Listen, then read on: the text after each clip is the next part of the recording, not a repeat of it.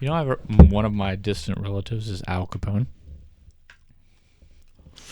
That's not even a lie. It's a serious thing. That's actually super interesting. Mm-hmm. So, Al Capone, speaking of positive family relationships, Al Capone was known for being a very philanthropic, very loving, very contributing member of his society. On a separate note, he may have done some questionable items. But the problem that Al Capone truly had was that he got caught on tax evasion. Yep. And you know why he got caught? He didn't keep good books, and he had the wrong financial structure. We don't want you to be Caponed. So, we are going to talk about the proper way to start a business, set your vision, and how to structure it properly. Okay. How are we doing today, man? Good. Yeah. You know, having a legacy like that and then getting busted for tax evasion, it's kind of embarrassing, really. I mean, look, of all the crimes that, we all know snitches get stitches. But tax evasion, come on. Yeah. Come on. You know what would have avoided that? Proper planning. Absolutely. Oh, what an amateur. What an amateur. Look, the guy was great at marketing. All right? Phenomenal marketer, distribution channels. He did all that right. Bad structure. Well, you know what we can tell him is what to do if you're interested in starting your own endeavor. Legal or not, we have some tips for you. But no, on a more serious note, this is the next episode in our business ownership / entrepreneur series. And today we're covering how to start your business. The essential steps to really getting it off the ground, the legwork required before you really even make your first sale. And it's the kind of stuff that nobody really wants to do, but it's definitely important. Yep. Some of this is, like you said, you don't want to do. You're just like, oh, I just want to go. Okay, yes, I want you to go. I need you to take step one. But before you take step one, you should probably look at where you're stepping. And this is what you're doing. Don't just put a blindfold on and start going. Maybe. But hey, let's help them out. Yeah. I was just say, keep in mind as we go about these next couple of points that we are trying to incorporate some ideas and thoughts for general business. Your individual idea, opportunity, whatever it is, will need some tailoring to itself. Absolutely. Wisdom is knowing how to tailor well-established, all the things that are down over here, tailoring them to you. Wisdom is knowing which ones to pull from. This is usually where you may look, because we're two guys on the internet. We might be experts, definitely, but but that doesn't mean we can't tell you through a one-way video which one's the best for you. What's your specific one? So, yeah. So as we go through this, keep in mind what you're trying to accomplish and try to apply it to your specific opportunity. So, anyway, point number 1. Okay, this is going to be probably your first step, aside from just deciding that you're going to start a business, is going to be to put a little bit of time into making sure your idea, as best as you can, is going to be successful. In other words, validate your business idea before you invest a lot of money into it. Yes. So at this point, you've decided I want to start a business. You have a very, very general idea of the problem you're going to be solving. Because all businesses is solving a problem for someone else in exchange for some money. It's really just that simple. So you've determined, I want to solve this problem. Now, it could be selling a product. It could be providing a service, etc. But you've determined, I want to do that. But now it's time to find out, does anybody need what I have? Yes. And it's important that you do a little bit of research and make sure that, not only is your idea viable, but it's in a market that is going to be successful. Right? It might be a super fantastic idea, but if no one's going to buy it, then it doesn't do anybody any good. Super silly example. Let's say I have a Tesla. I have a really, really cool electric car. I can't sell that to the Amish. Right, exactly. If that was my only community, that's not going to work. Yeah. Or in a extremely rural town with no charging stations. Odds are you're probably not going to be selling a lot of them. So do your research on your market, on what, specific to what you want to do, and make sure that your idea is viable. Whether that's online researching, talk to local individuals and business owners around you, talk to other people in the same field, talk to potential customers, whatever it is. The internet's amazing. Do some research first. And don't be afraid just to go up to business owners and say, hey, I have an idea. I can solve a problem for you, and just say the problem. If they're interested, they're going to hear, oh, he can solve this problem? Let me talk to him. You don't have to have the idea really ironed out here yet. This is I have an idea of what I can maybe do. Yeah. Is it going to work? Yeah. Is it worth pursuing? Yeah. Is there someone who wants to buy my stuff? And something to keep in mind here, this is a crucial step. A lot of people are like, it'll work. I think it'll work. I know it'll work. It's going to work. 42% of businesses fail on this step right here because they have a good business idea, but it doesn't work. Yep. The timing was wrong. The community was wrong. The location was wrong. Sometimes you got to go to where they need you. Yeah. If you're selling fishing poles in the desert, probably isn't going to go well. It's going to be a pretty rough day. Yeah. Pretty rough day. Yeah. So point number 2 runs right into this. It's a logical next step, which is once you've validated that your business idea is feasible, create a 1-page or whatever you want to business plan. Okay?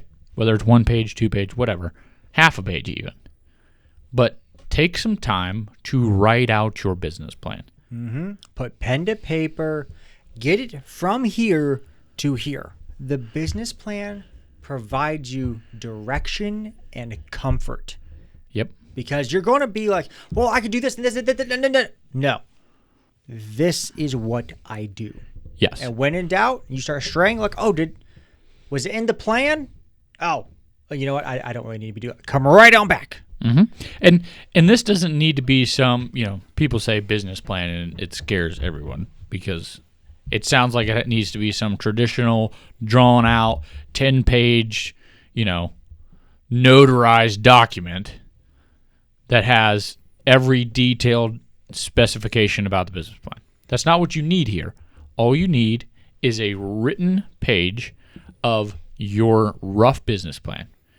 What your business is going to do, how it's going to do it, who it's going to sell to, those type of things. Yeah, the vision for the company is here. We're not talking the operating agreement. That's that real in-depth document there. But this one here, this is the equivalent of the Declaration of Independence. Yeah. It casts the vision.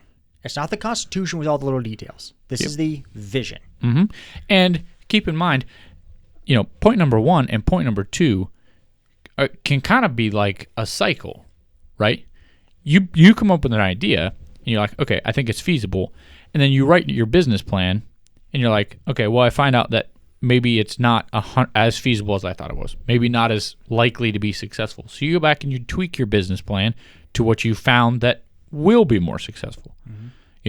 Whatever that situation is, you can kind of work those two at the same time, but you need to write a business plan, and then you also need to ensure that your business plan is going to be successful. You can't just wing it. I like how you phrased that real quick. It was what we do or what we sell, who we're selling it to, how we're selling it. Just real, light, quick. Here's what we do. This is my plan.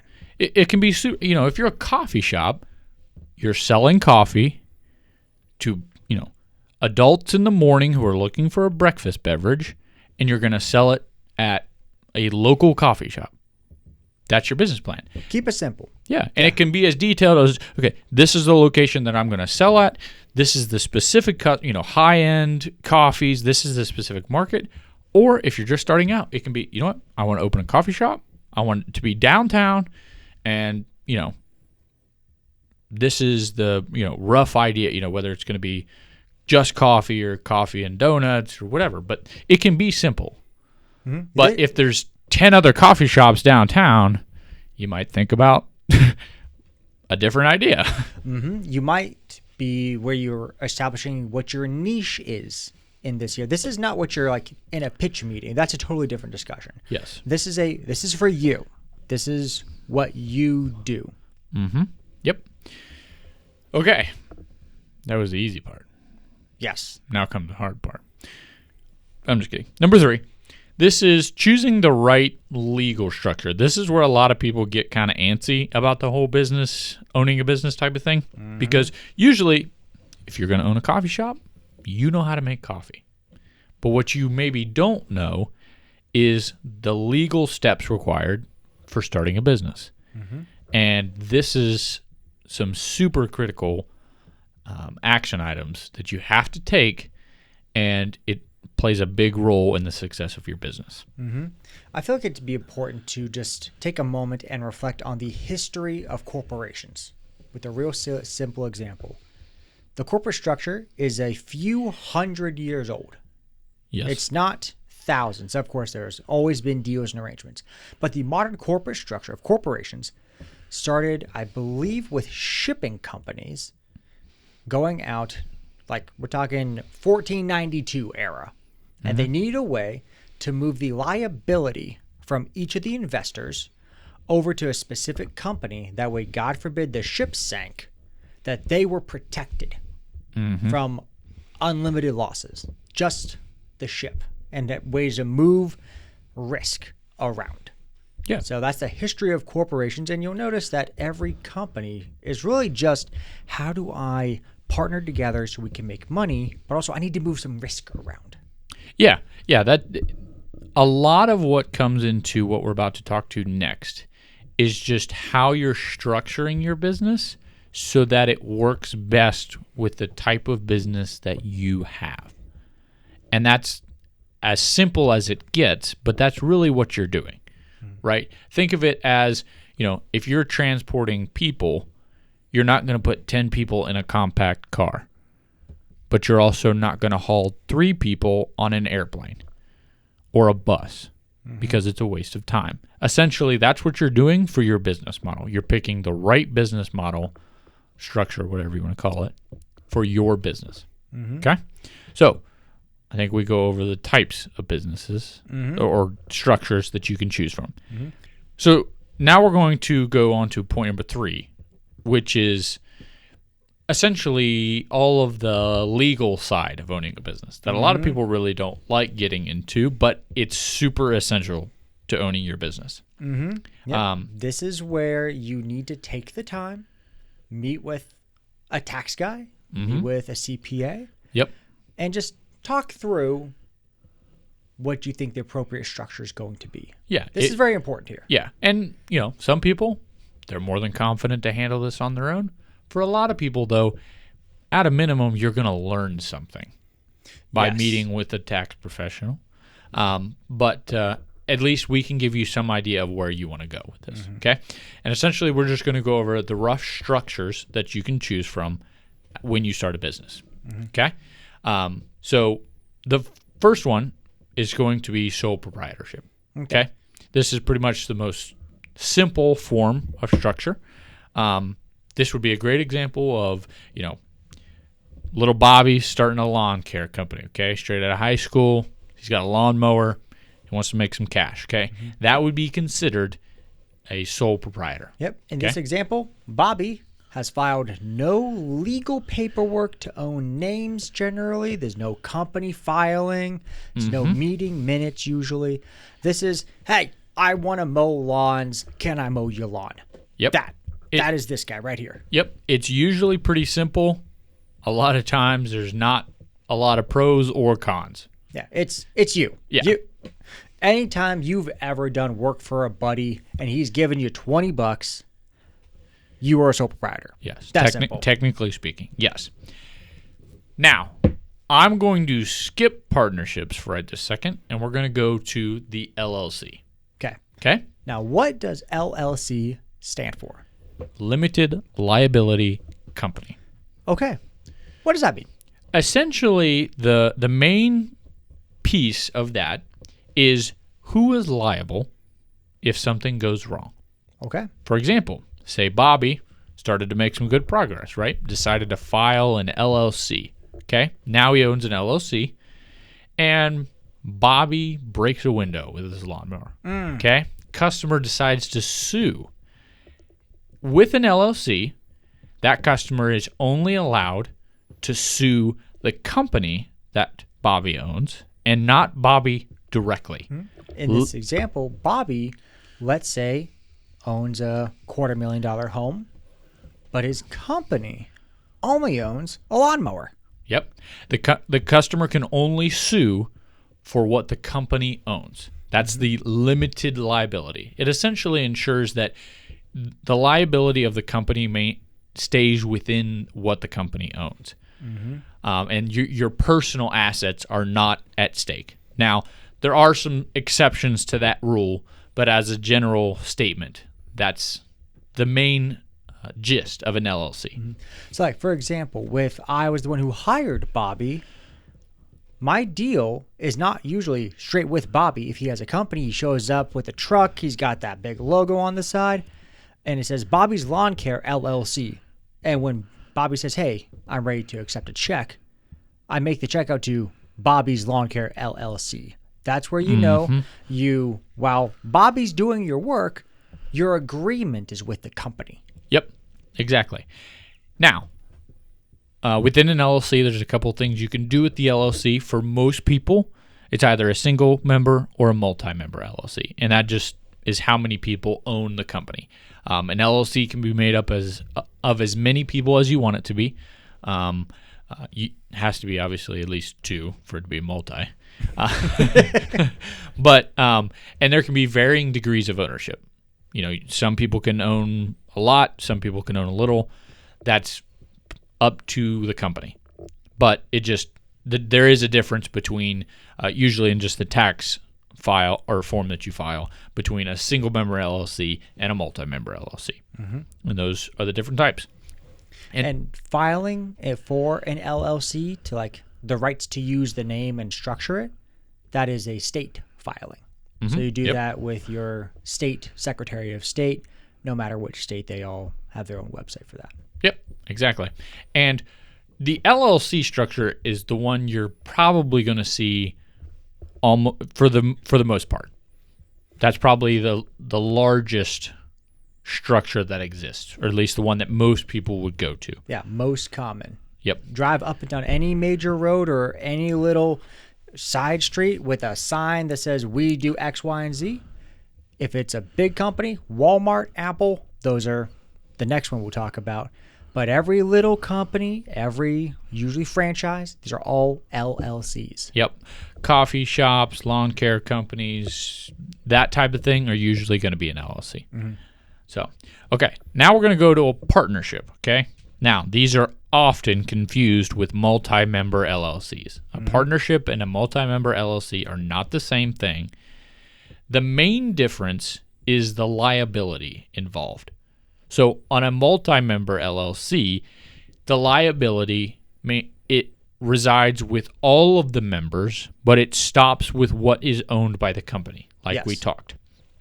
In a partnership, it's not an LLC. It's usually made up of two people. It can be more than two people, but it's usually two people, and they are 50-50. A multi-member LLC, or it's usually 50-50, can have wide variety. You know, you could be 1%, 10%, 95% ownership.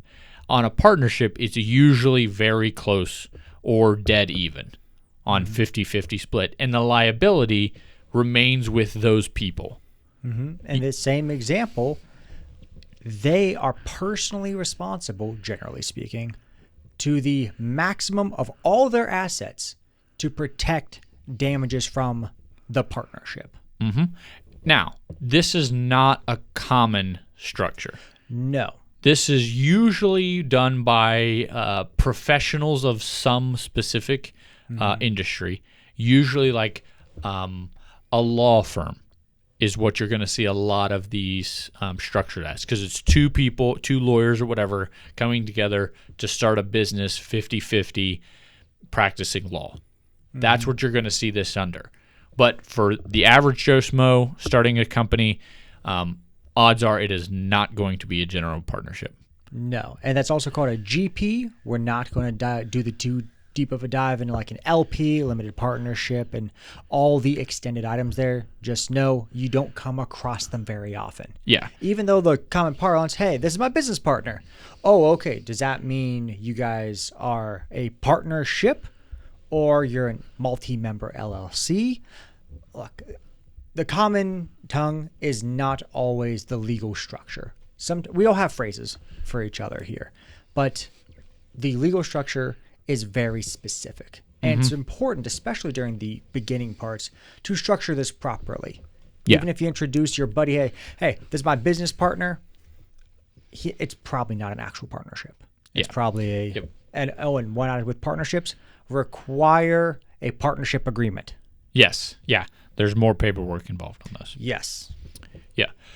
Okay. So that brings us to the fourth, because we did sole proprietor, LLC, partnership, and then the fourth and last type of main business structure type. Okay. And that is a corporation. Now, corporation, as you would assume, are big companies. Walmart, Apple, Google, those types of huge, massive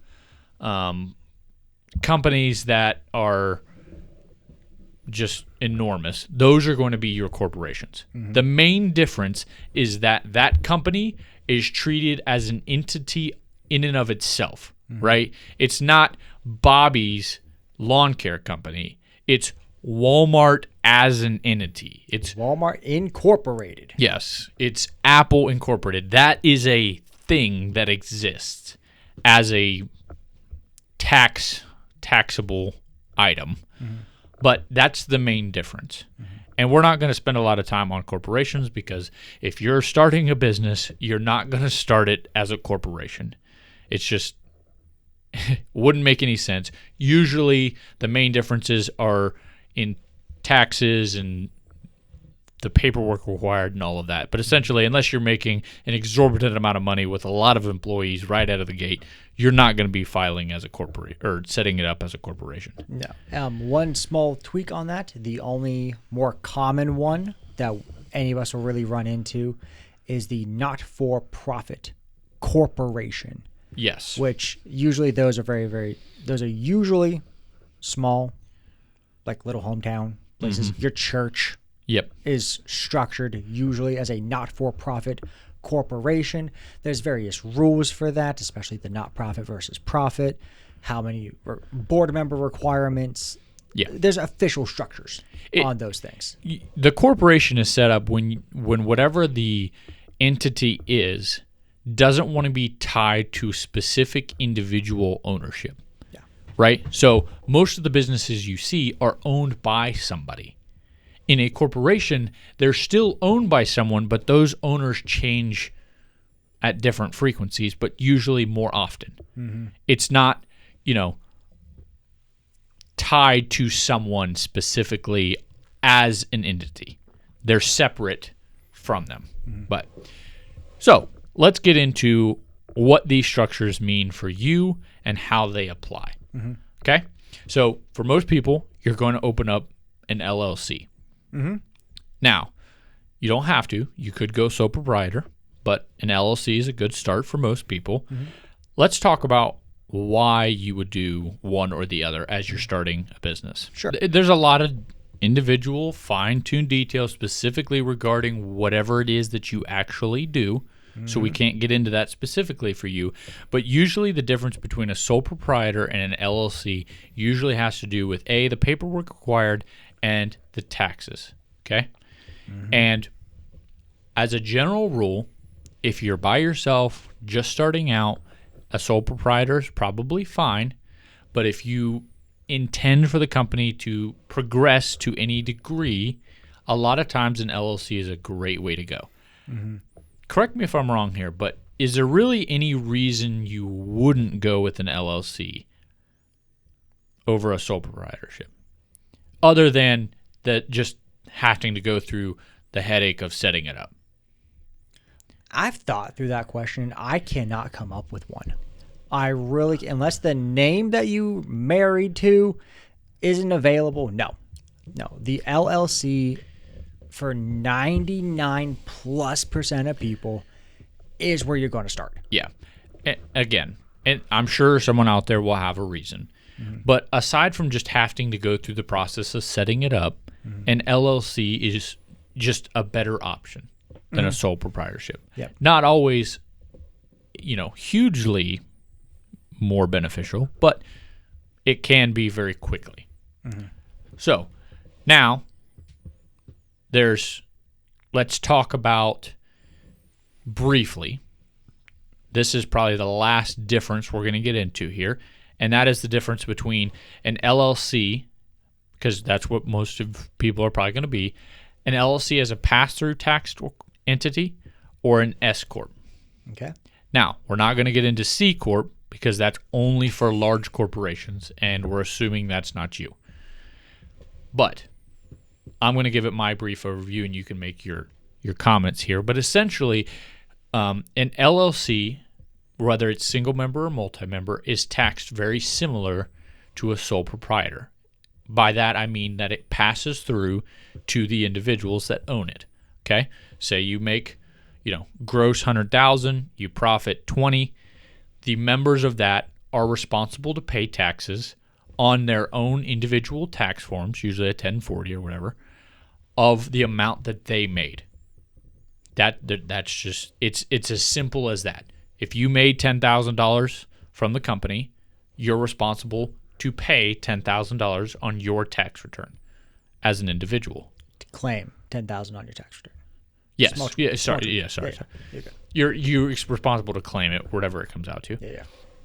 Now, the difference between that and an S-Corp has to do with the self-employment tax. So when you claim that $10,000 as a multi-member LLC member, you're responsible to pay the self-employment tax on that amount of money. It's like 15-something% or whatever it is.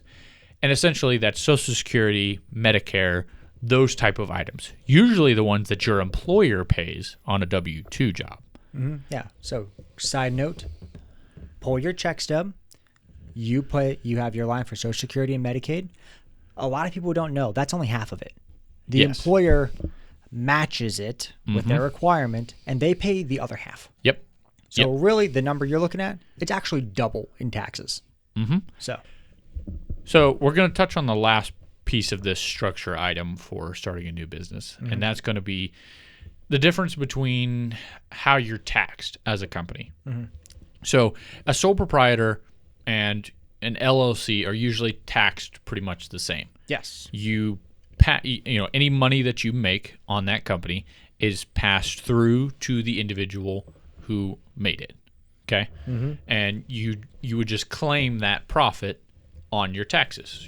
So if you're Bobby, you made $10,000, you claim $10,000 on your personal tax return. Same thing with a LLC or most LLCs. If you are a multi-member LLC and as a member you made $5,000, you would claim that $5,000 on your personal tax return. Now, this, just side note, is real important to have a good tax professional because most people who do sole proprietorships, they like to do a sole prop because they're like, look, I don't have to file any paperwork. Yep. Correct, but not when it comes to taxes. Yes. You have to file this the correct way. Otherwise, the IRS is going to look at, that's not the right paperwork to file, and then you're in all sorts of trouble. Yeah, it's easy to mess it up. It's also easy to get it right. You just have to know what you're doing. And that's when we would recommend that you talk to a tax professional. Please.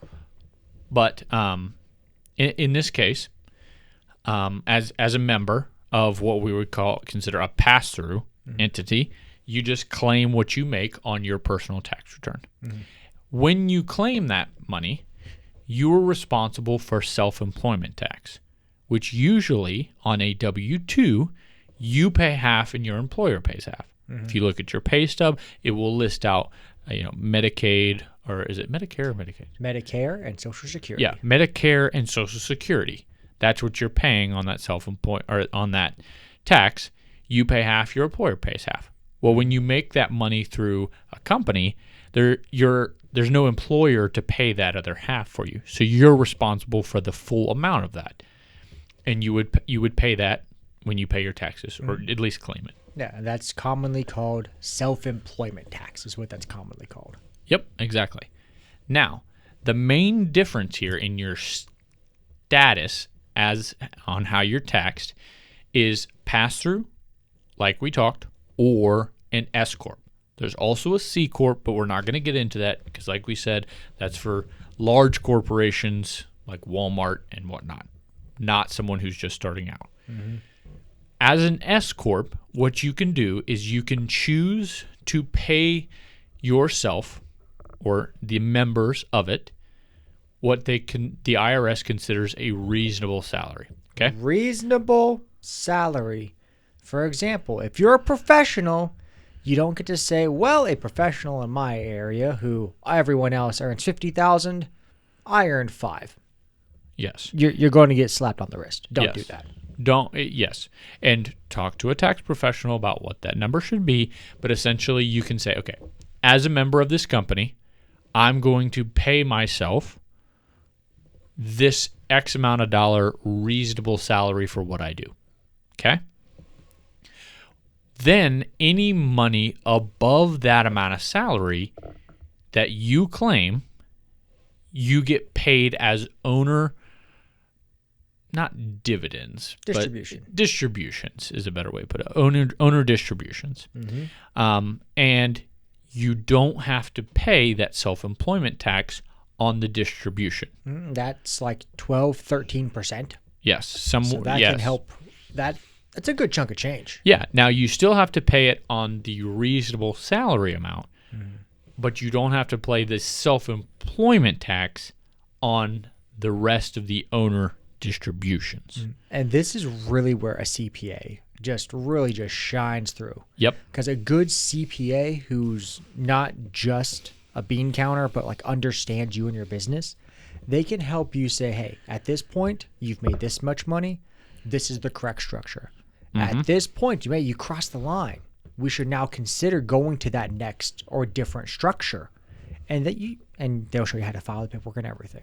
Yeah. And just like he said there, this is where that individual would shine through. But by saying that, that's the deciding factor between being an S-Corp and not. Go ahead. The difference in doing these, depending on your write-offs, employees, taxes, etc. These can be thousands and thousands of dollars extra in your pocket. There's plenty of especially tax benefits to being an S-Corp, but only at a certain size and level. If the company hasn't gotten to a point where it's worth it, an S-Corp may be more headache than it's worth for you, especially just starting out. And it's not a one and done type thing. You can start out as an LLC and then decide to elect as an S-Corp later. It's not a one and done thing.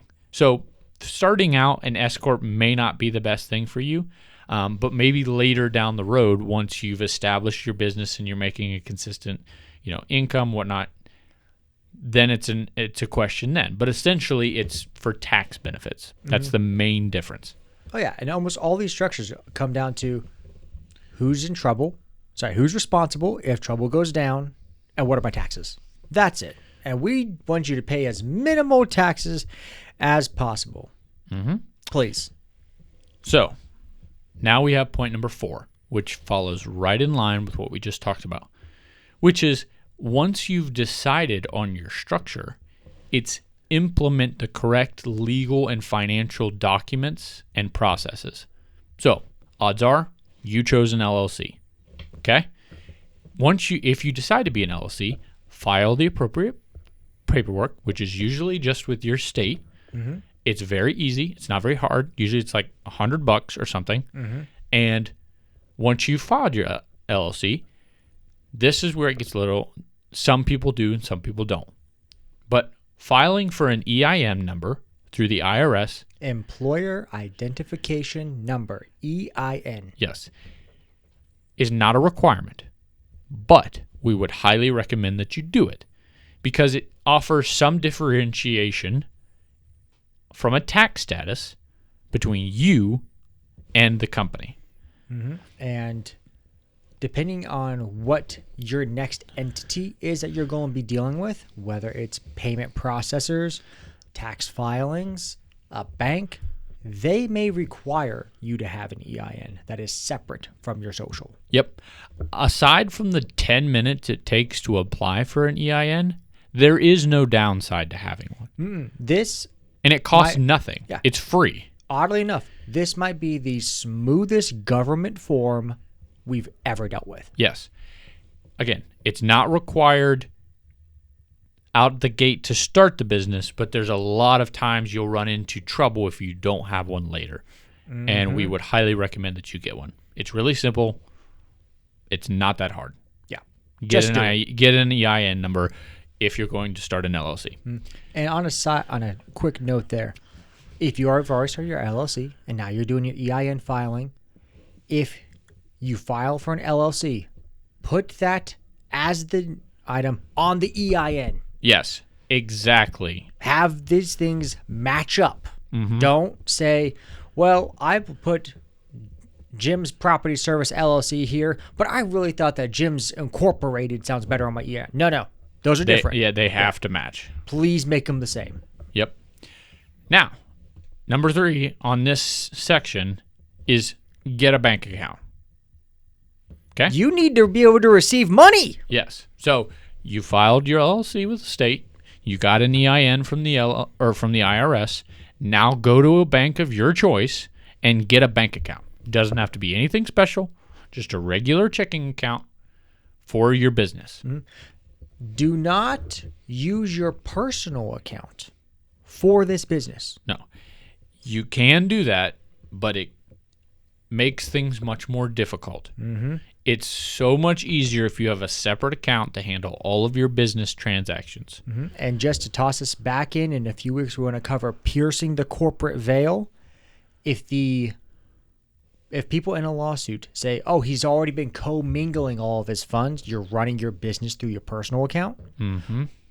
Well, the judge can say, well, there's clearly no difference between the two. Look at their accounting. Mm-hmm. So then all of a sudden you could lose some of your protections in theory. You don't want that. Yep. That's why you have the LLC.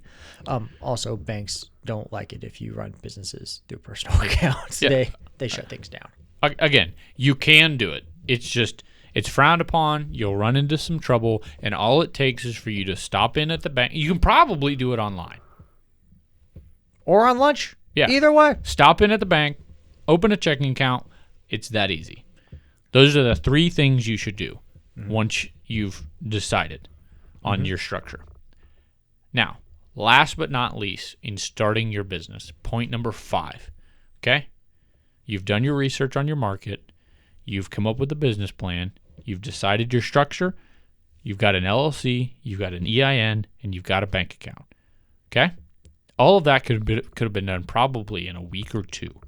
Oh, yeah. Now, start doing business.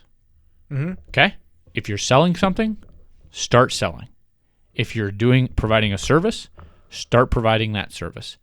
Don't overemphasize getting the business to perfection before you start doing it. Mm-hmm. If the first product you put out is absolute gold, you waited too long. Absolutely. Just go for it, and you're going to fix it and improve it along the way. Absolutely. Start doing whatever it is you're doing, and then tweak it based on the feedback that you get from your customers. But don't, if you're selling lemonade, don't make 1,000 gallons of lemonade different ways and then decide what you're going to sell. Put out some lemonade for sale and then change the recipe as you go. And too many people go too far one way or the other. It just get the business going, start doing it, and then make adjustments as you need to. But don't overcomplicate it. Don't make it too complicated. Yeah. It's that simple. It's so much easier to improve on a bad product or less than optimum product than it is to actually make the perfect product and then wait to sell it. Yeah. Because while you're over here waiting to sell, someone else with a more inferior product is getting in front of your client. Mm-hmm. And this is the perfect time to put out the cheapest, simplest form of your product or service. It doesn't have to be bougie or overcomplicated or expensive. Just whatever it is that you do, start doing it. As a goofy example here, most of us have all at this point used a form of online AI. Very much unfinished products a lot of the times. Are we still paying for it? Probably. Why? Because it's always in development. They're just shoving it out, trying to get some people interested in it, and then improving along the way. Just go for it. Yep. Just go for it. Get out there, have some fun, start your business, and start doing business. Yeah. If you can get through this first stage, you're great. This is it. This is it. This is your 0 to 1. This is so much easier than 1 to 2. Yep. Absolutely. So, like you said, I like that. Go have some fun. This really is it. Just go have some fun. Go. All right. Next time. Next time.